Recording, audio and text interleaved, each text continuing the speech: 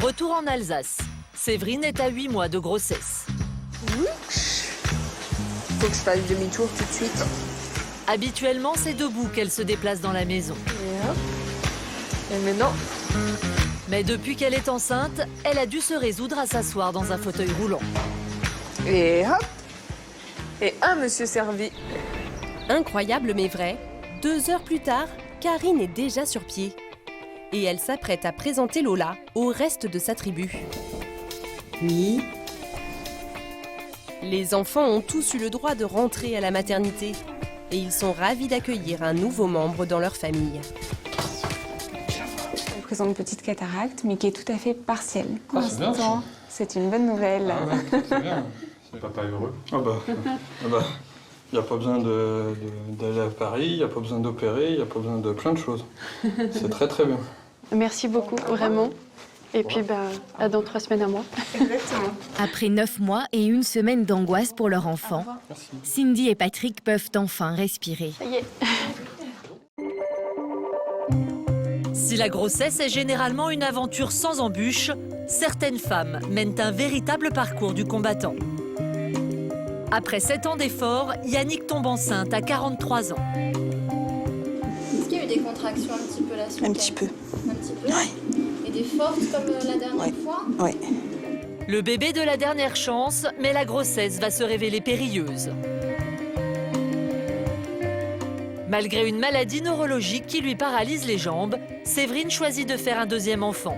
Mais pour elle, la grossesse est un supplice. 9 mois de douleur et de fauteuil roulant.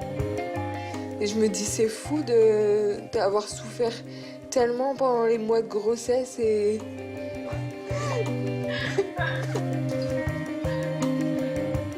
Isabelle est enceinte de son 3e enfant. Sans conjoint, sans appartement décent, elle va devoir se sortir seule d'une situation bien précaire. Mais bon, voilà, je t'ai mis une petite télévision, puis je t'ai mis un petit lit. Ça sera pour débuter. Hein. Je t'ai tout préparé. Bon, voilà. On dit vaut mieux un petit chez soi qu'un grand chez les autres, mais un petit chez maman, c'est bien aussi des fois. C'est même très bien. Hein. 3 femmes courageuses qui ont choisi envers et contre tout de donner la vie. Dans la banlieue de Marseille. Aujourd'hui, les Knoppers reçoivent toute leur famille pour célébrer la fête de Yannick. Ça va? Une fête qui a cette année un goût bien particulier. À 43 ans, à l'aube d'être grand-mère, Yannick est enceinte de 5 mois. Ça va ma belle? Ça t'a bien pris, hein? Pas gros mon ventre. Si, il est gros. Après le Non, cyprès, pas gros. elle a pas accouché. Et ton bébé Pour 6 jours. Comme ça.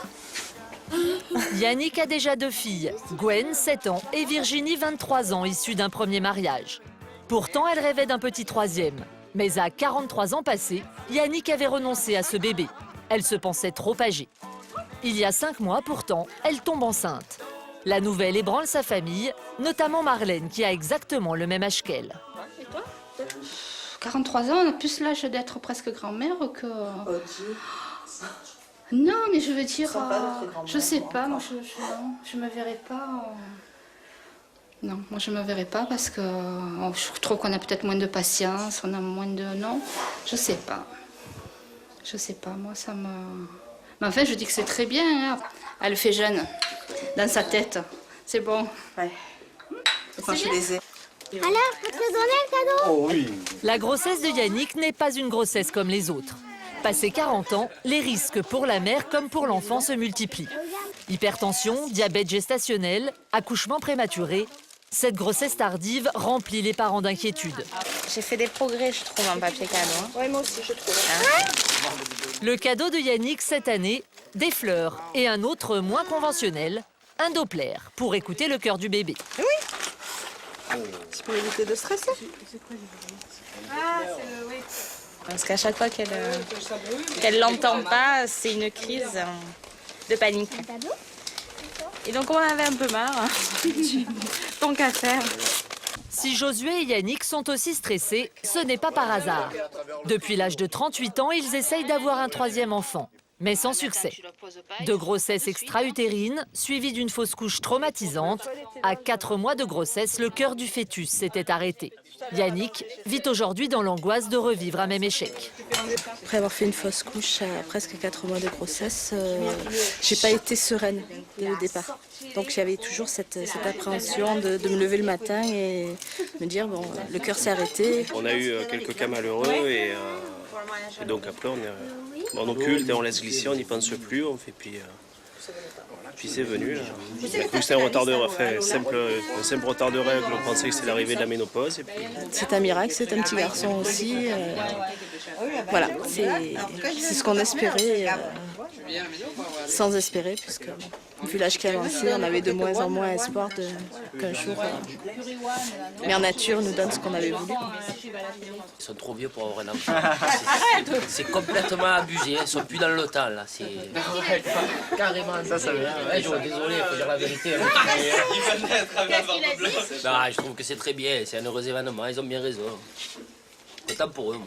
Mais derrière les sourires, l'inquiétude. Toute la famille sait que cette grossesse tardive n'est pas sans danger. Les premiers ennuis vont malheureusement arriver dans les semaines à venir. Obernai, un petit village à quelques kilomètres de Strasbourg. C'est ici que vit Séverine. À 29 ans, elle a décidé de faire un deuxième enfant. Une décision lourde de conséquences. Pour avoir ce bébé, elle va devoir endurer 9 mois de souffrance et de fauteuil roulant. Non, ça c'est un lapin. Le lapin tout rose. Tu l'as vu? Regarde, elle gigote. Oh, chaman. Elle bouge, t'as vu? Parce qu'elle t'a entendu. Non. T'as pas envie d'en parler?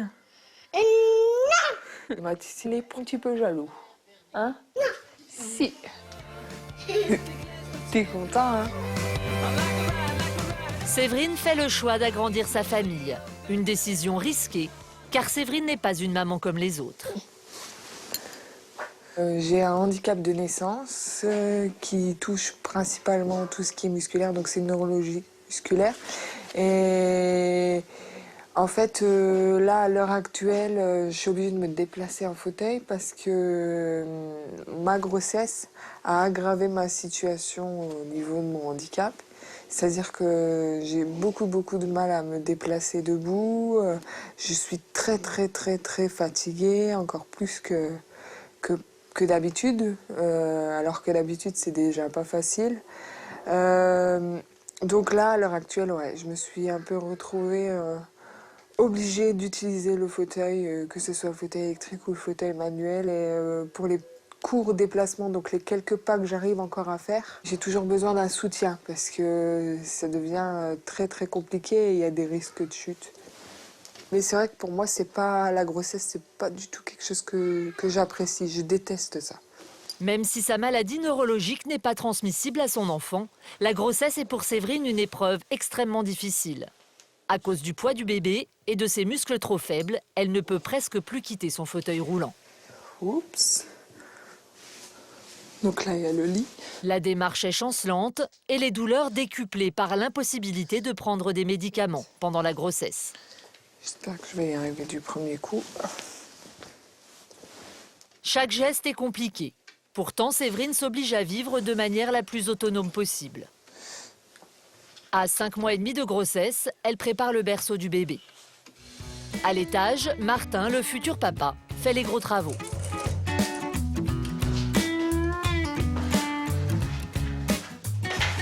Ça, c'est la future chambre de Lou Salomé. Mais là, pour l'instant, comme au début, elle va dormir en bas avec nous. Ça nous laisse encore un peu de temps pour finir tranquillement ici.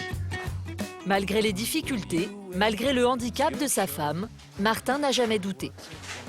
Et quand j'ai rencontré Séverine, mon projet, c'était vraiment d'avoir des enfants. Et j'ai senti très rapidement qu'elle pourrait être la femme, effectivement, qui serait la maman de mes enfants. J'ai aucun doute sur les capacités de Séverine à être maman, mais alors là, aucun doute, aucune interrogation ni quoi que ce soit. Ça se sent. C'est quelque chose qui est vraiment pris en elle-même, qui est quelque chose d'essentiel. On ne peut pas lui enlever ça, parce que si on lui enlève ça, elle n'est plus Séverine. Si Martin a adopté le handicap de sa femme, Séverine, depuis 29 ans, est en révolte. Bien sûr que je ne serais pas ce que je suis si j'avais pas mon handicap. Ça ne m'empêche pas d'avoir la rage, d'avoir la haine contre mes souffrances, parce que tu trouves que c'est injuste, parce que tu aimerais faire tellement de choses que tu ne peux pas faire ou que tu es obligé de faire autrement. Bien sûr que j'aimerais avoir une vie autre que beaucoup plus simple. La grossesse épuise Séverine chaque jour un peu plus. Elle est désormais clouée dans son fauteuil roulant et elle doit encore tenir plus de 3 mois. Draguignan, à 200 km de Marseille. Isabelle est enceinte de 7 mois. C'est la 3e grossesse qu'elle mène en solo, sans papa à ses côtés. Menacée d'accoucher prématurément, cela fait déjà 2 mois qu'elle passe toutes ses journées allongée dans son appartement. Le fait d'être enfermée comme ça, c'est pas... plutôt dur. Ouais. J'ai commencé à être alitée à 5 mois et demi de grossesse. Donc on a commencé par l'hospitalisation d'1 semaine, donc pour stabiliser.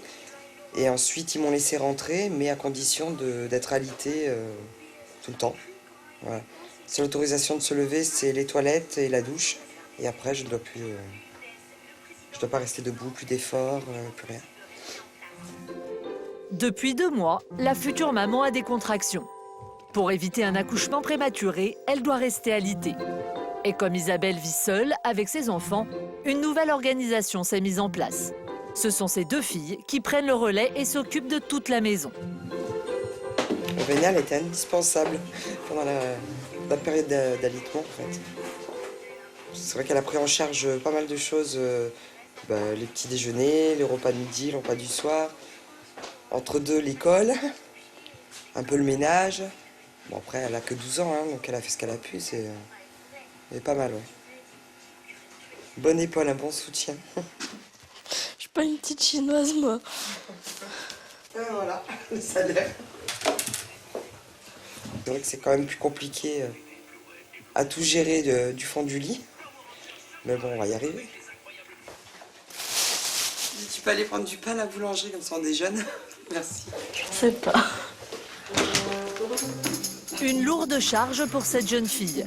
Surtout que depuis quelques jours, une tendinite l'oblige à se déplacer en béquille. Mais du haut de ses 12 ans, Vanina a compris l'enjeu de la situation. Si elle reste pas couchée, elle accouche. Donc il faut qu'elle reste couchée. Quand la petite elle a failli arriver, je pleurais tout le temps et tout parce qu'elle risquait de mourir. Un traumatisme qui poursuit encore Vanina. Pour éviter qu'il ne se reproduise, la jeune fille assure aujourd'hui le quotidien, à la place de sa mère. Des baguettes, s'il vous plaît. Et est-ce que vous avez un sac plastique? Non, pas de sac plastique. En plus, c'était comme ça que je peux venir avec le panier, 1,60. Oulé, je m'en sors pas trop avec le pain. Vanina et sa sœur sont très soudées avec leur maman. À la maison, il n'y a pas d'homme. Les 2 filles ont chacune un père différent. Et pour le futur bébé, c'est encore un nouveau papa. Un jeune homme de 20 ans, avec qui Isabelle est restée seulement 3 mois. C'est haricot. Moi, quand j'ai appris que j'étais enceinte, c'était la catastrophe. Catastrophe complète, ouais. Parce que ça faisait pas très longtemps que je fréquentais le papa. Et puis bon... T'es gentil, hein. Si, il était gentil, mais bon, il faisait rien. En plus, il mettait une ambiance pourrie. Ouais, carrément. Il était là comme ça toute la journée. Mais arrêtez de le critiquer. En temps normal, il y a quand même plus ou moins une bonne ambiance dans la maison à nous 3. Même si des fois, il y a des petits coups de gueule, ce qui est normal, hein, puisque elle est grande, elle a son caractère aussi. Mais l'ambiance reste quand même agréable. Et que là, non, on a passé des moments, tous les jours, c'était on fait la tête, on fait la tête, on fait la tête. Et c'est pas vivable. J'ai dit stop.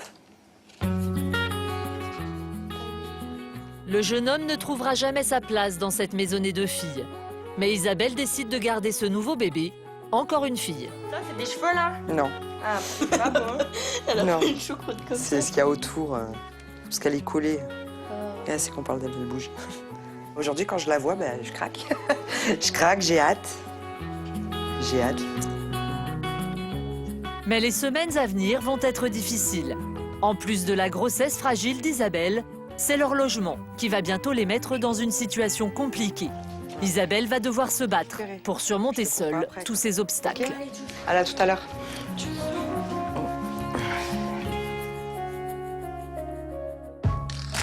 À Marseille, l'état de Yannick, la maman de 43 ans, s'est dégradé.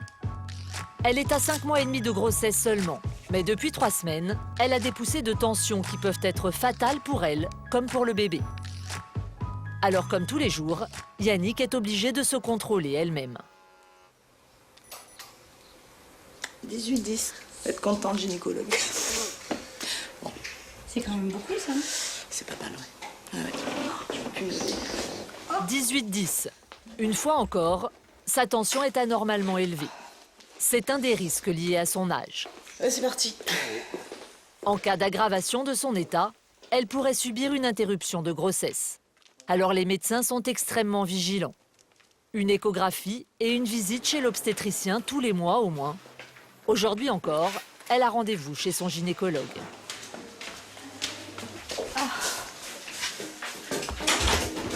Alors, est-ce que tout va bien?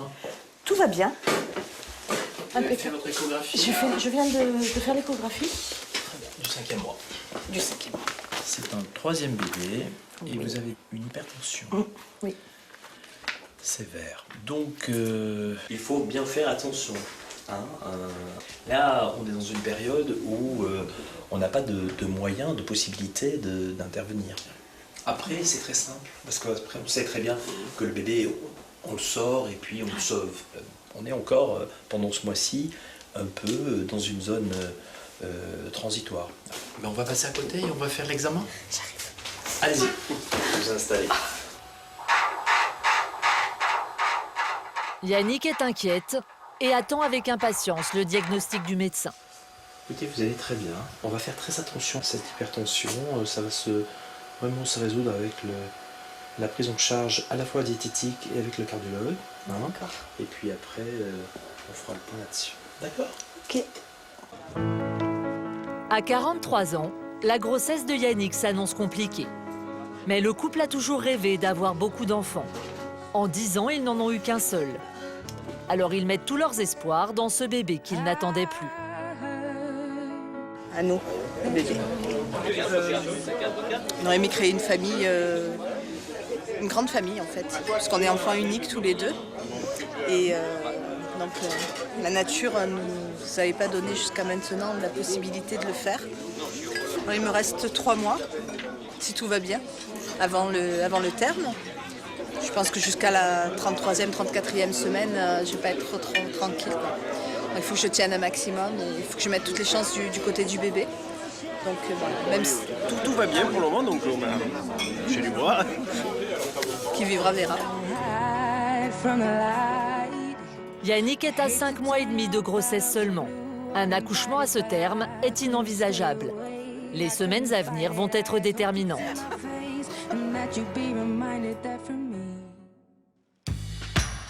Retour en Alsace.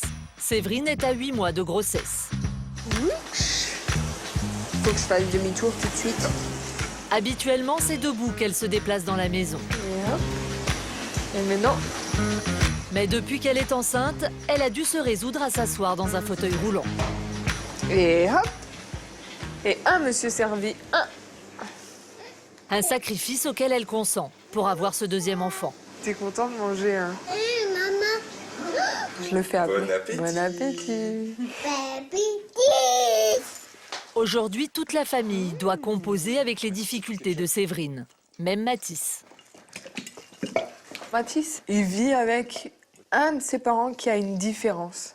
Bah, la différence, elle fait partie de son quotidien. Et ça le gêne pas plus que ça lui apporte plus pour lui. C'est une richesse pour lui, il est plus responsable, il est beaucoup plus prêt à donner un coup de main, à aider, tape mon 5, c'est pour maman, à aider, à être présent. Il est, lui aussi, il est dans la bienveillance par rapport à sa mère.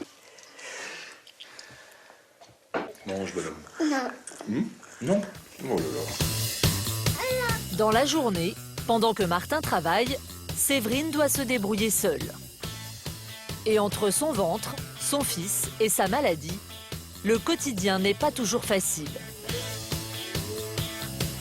Aujourd'hui, elle a décidé d'aller faire des courses pour le futur bébé. Ça va. Tu veux venir avec moi ou tu veux rester? Tu l'emmènes? À peine quelques kilomètres à parcourir, mais Séverine est obligée de faire appel à un car spécialisé qui peut embarquer son fauteuil électrique. Ouais, je me considère hyper autonome parce que pour moi c'est comme si je prenais le bus, c'est comme si j'étais valide et ça me permet de circuler dans ma ville toute seule sans avoir besoin de quelqu'un qui m'emmène. Faire malgré tout ce que font toutes les autres mamans, c'est le challenge que Séverine relève tous les jours. 16h. 16h, tu viendras ici.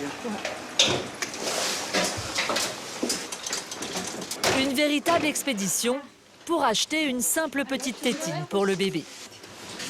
Mathis, celle-là? Séverine n'a pas le choix. C'est le prix à payer pour conserver son autonomie. Un parcours du combattant au quotidien que Martin soulage comme il peut. Ce qui me rend forte, c'est mon fils, c'est ma famille, c'est mon chéri, c'est... Sans eux, je pourrais de toute façon pas affronter tout ce que j'ai affronté jusque maintenant. Maman, on fait coucou à maman.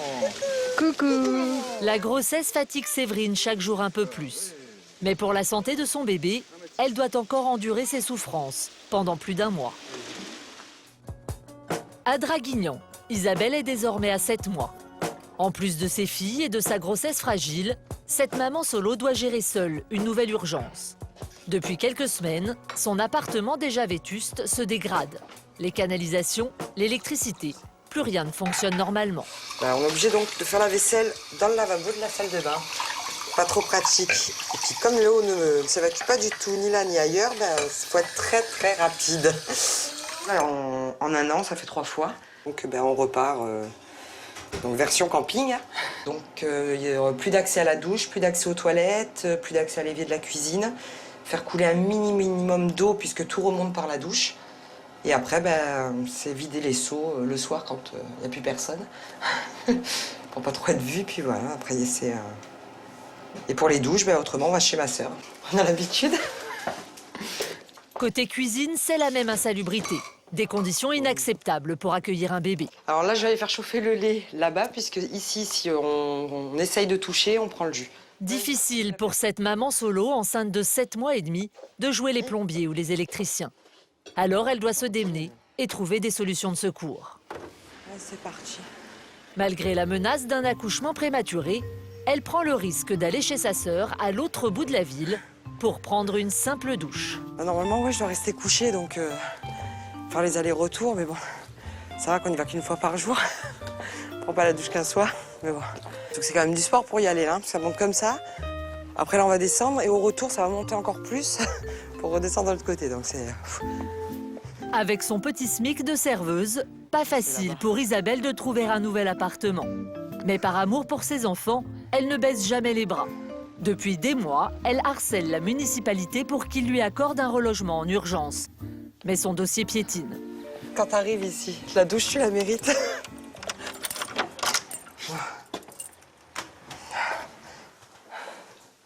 Voilà, donc là, il y a le petit coin de douche. C'est pas bouché, il n'y a pas les urines qui remontent. C'est toujours mieux que chez moi. Hein. Il y a certaines mamans qui peuvent peindre la chambre, monter le lit, vraiment s'imprégner de l'arrivée. Et ça, moi, je peux pas le vivre. En fait, ça va être tout dans l'urgence, tout moment par moment, jour après jour, on sait pas trop, on verra. En fait, on se couche chaque soir, on sait pas ce qui va nous arriver demain, on verra bien. Isabelle est devenue une professionnelle du système D. Ce midi, après la douche chez sa sœur, c'est chez sa meilleure amie qu'elle va déjeuner pour échapper à la vétusté de son appartement. Ça va, belle? Ça va, ça va et toi? Cécile et Isabelle se connaissent depuis longtemps. 25 ans qu'elles se serrent les coudes. Et Isabelle sait qu'elle peut plus compter sur elle que sur tous les hommes qu'elle a eus dans sa vie. Et le papa alors? T'as eu des nouvelles un peu? Non. Il sait que tu vas bientôt accoucher? S'il réfléchit un peu, s'il fait le calcul, ouais, il devrait être au courant un petit peu. Après, non, on n'a pas de contact. Il cherche pas à en avoir non plus. Non, mais lui non plus. Ah, D'accord. Elle n'a jamais eu besoin de personne pour se débrouiller dans la vie et je crois que ça va continuer longtemps. Tu lui en parleras à la petite de son père? Si elle me pose des questions, oui, oui. Ouais. J'ai prévu, là j'ai gardé des photos et tout. Voilà, tout va être rangé dans une enveloppe, dans un tiroir. Et puis si un jour elle se questionne, elle veut savoir qui il était. Boîte, papa, et... Voilà, et elle aura quand même un nom, une image. Après, voilà, si elle aura le choix de... Je l'interdirai pas, ouais, non. C'est bien. Oh. Elle est au top, ma bichounette. Bichounette. Et voilà. Manger chez les uns, se laver chez les autres, c'est chez sa mère qu'Isabelle a dû entreposer tous les meubles du futur bébé. Dans son appartement, c'est trop petit et trop humide. À 2 mois du terme, elle vient faire l'inventaire. Ça va? Oui. Ben voilà, donc le lit, regarde Isabelle, il est dans la chambre. Alors t'as le petit lit, voilà, qui est ici. Ah oui, non, ça va, je Il est démonté, mais il est propre, que ça. Que tu lui donnes un petit coup dessus parce qu'il y a de la poussière. Non, mais j'aime bien le côté, c'est pas que des barreaux. Ah non, non, c'est pas que des barreaux. Hein. Moi, voilà. j'aime bien. Tu as reçu la petite armoire avec des petits dessins dessus, c'est assez joli. Ouais, elle est trop belle. Elle est jolie, hein. Elle est trop belle. Voilà, donc la couleur, ça peut aller avec tout. Ouais, j'aime bien. Isabelle refuse que son bébé loge dans leur appartement insalubre. Alors Chantal a bricolé une chambre de fortune, au cas où le relogement se ferait encore attendre. Je t'ai mis une petite télévision, puis je t'ai mis un petit lit. Ça sera pour débuter, en attendant que tu aies ton appartement. Qu'il y ait un autre appart, au cas où. Voilà. Je t'ai tout préparé, bon, voilà. Au moins, elle sera sûre d'avoir de quoi se coucher. Voilà. On dit, vaut mieux un petit chez soi qu'un grand chez les autres, mais un petit chez maman, c'est bien aussi, des fois. C'est même très bien, hein. Elle est comme moi un petit peu, on est toujours en train de sourire, on cache ses sentiments. On a toujours l'impression qu'on va tous bien, qu'elle va bien, mais elle a quand même été souvent à l'hôpital. Elle s'est retrouvée sans argent, elle s'est retrouvée avec un appartement qui n'était pas vivable, et ça, je ne l'accepte pas. J'espère que la loi va faire quelque chose, parce que c'est pas normal du tout.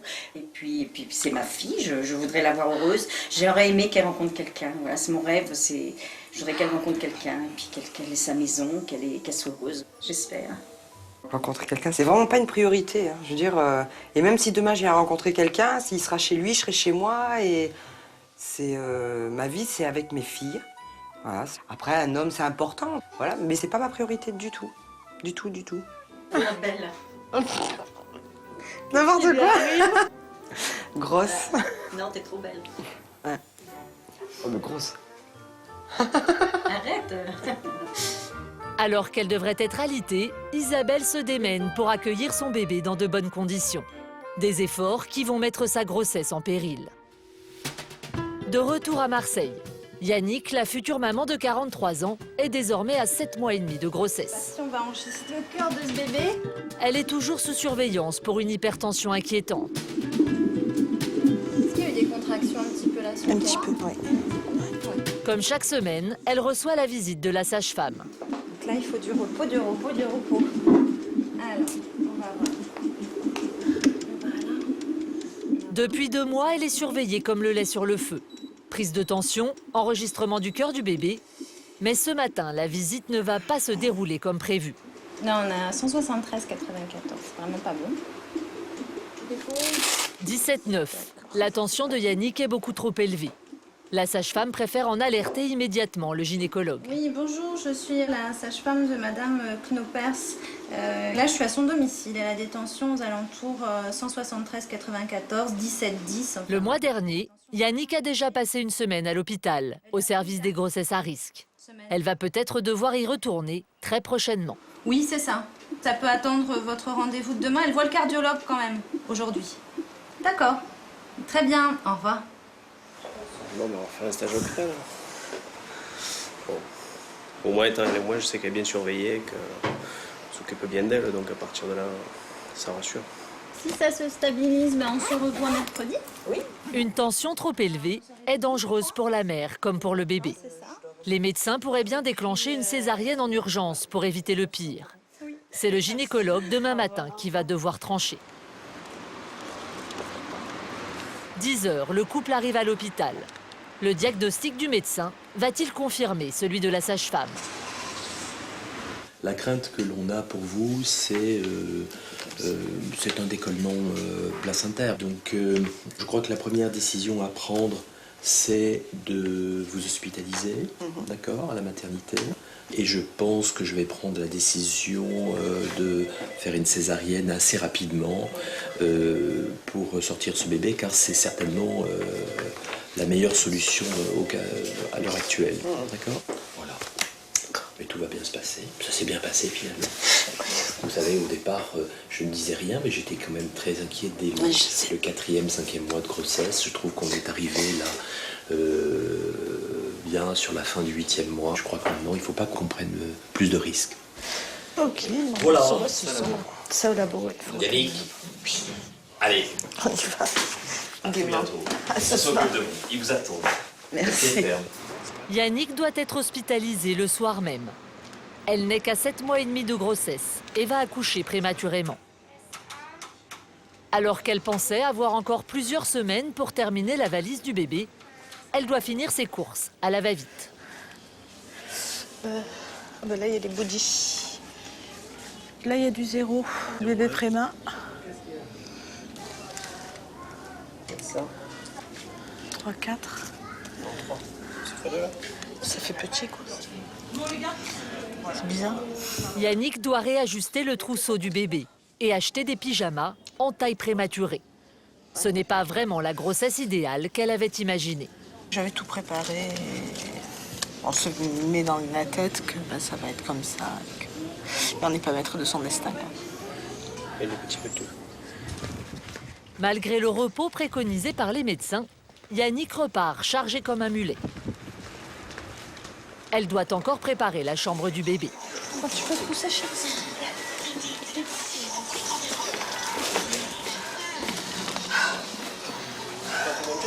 Je vais monter petit à petit. Je me libère les mains. À quelques heures de l'échéance, la future maman appréhende. Accoucher à seulement 7 mois et demi de grossesse l'inquiète. J'ai pas envie d'accoucher trop vite, donc je préfère pas y penser. Mais bon, on va essayer de garder encore un petit peu au chaud. Moi, j'ai pas trop envie de connaître les plaisirs de la néonate. Il rentre pas. Ce qui angoisse le plus Yannick, c'est d'être privé de son enfant dès sa naissance. C'est vrai que ça doit être dur quand même de sortir de la maternité en laissant son enfant derrière soi. On verra bien comment ça se passe. On n'est pas non plus encore. Non, on n'y est pas, mais bon, ça va quand même pas tarder.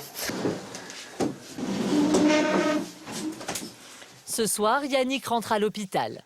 Elle va subir une césarienne dans les prochains jours. Il n'y a plus qu'à attendre. On verra. Ça va comme ça? Ouais. Le lit est prêt, tu peux sortir. Tu peux rester encore une semaine ou deux, ce serait bien. Voilà. Son espoir, pouvoir atteindre 8 mois de grossesse. Encore 15 longs jours à tenir. En Alsace, après des mois de combat, Séverine est au bout du calvaire. Sa grossesse l'a clouée 9 mois dans un fauteuil roulant. Ce soir, c'est la dernière discussion avec sa meilleure amie avant le départ, demain, pour la maternité. Ça y est, pour nous, c'est la fin. Elle va bientôt arriver demain.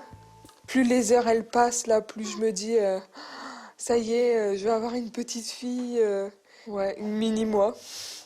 Et je me dis, c'est fou d'avoir souffert tellement pendant les mois de grossesse et d'arriver au bout, quoi.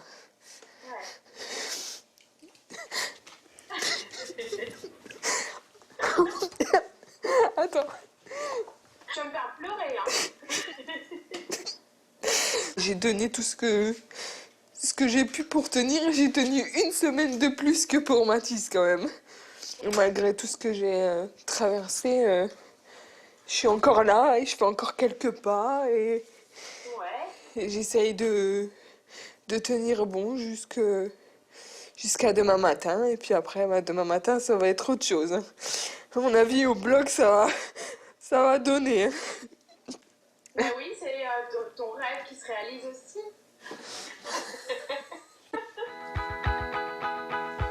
Bonjour. On va y aller. Le lendemain matin, à l'hôpital d'Obernai. Après 9 mois de calvaire, Séverine va enfin accoucher.